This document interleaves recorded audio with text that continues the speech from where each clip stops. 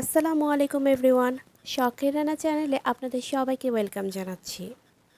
আজ কোনো রান্নার রেসিপি নিয়ে আসিনি, দেখাবো শাহি গরম মশলা তৈরি। কয়েক ধরনের গোটা মশলায় তৈরি এই গরম মশলার গুঁড়া যে কোনো মাংস রান্নার স্বাদ বহুগুণ বাড়িয়ে দেবে। দেখে নেওয়া যাক কী কী গোটা মশলা লাগছে আজকে শাহি গরম মশলা তৈরি করতে। নিয়ে নিচ্ছি 2 টেবিল চামচ গোটা জিরা, 2 টেবিল চামচ গোটা ধনিয়া, 1 টেবিল চামচ কালো গোলমরিচ, 1 চা চামচ মৌরি, 5-6টি কালো বড় এলাচ আর 18 থেকে 20টি ছোট এলাচ,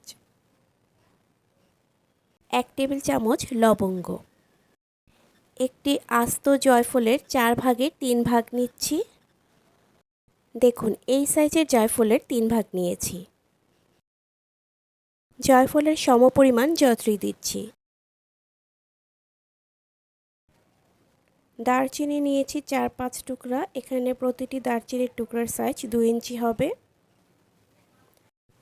3টা তেজপাতা নিচ্ছি। আর লাগছে স্টার এনিস।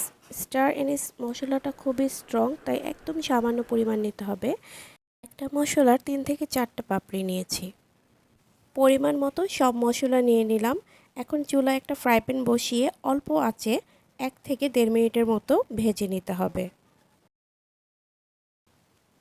তেজপাতাগুলোকে কয়েকটি টুকরো করে নিয়েছি, দারচিনিগুলোকেও ছোট ছোট টুকরা করে নিয়েছি, এতে করে গুঁড়ো করতে সুবিধা হবে।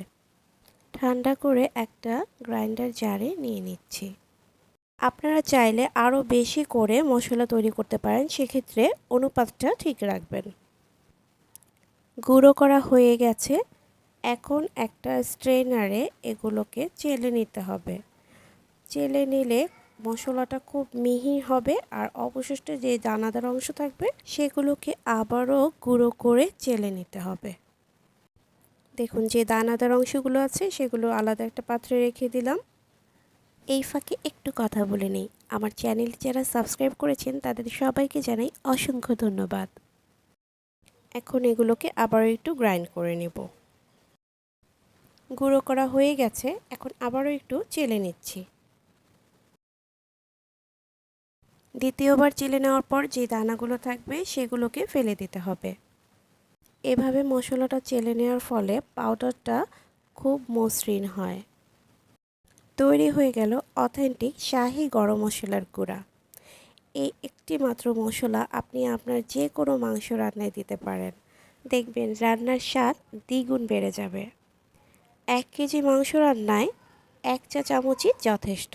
রেসিপিটি ভালো লাগলে ভিডিওতে একটা লাইক দিয়ে দিবেন এবং চ্যানেলটি সাবস্ক্রাইব করে পাশে থাকবেন।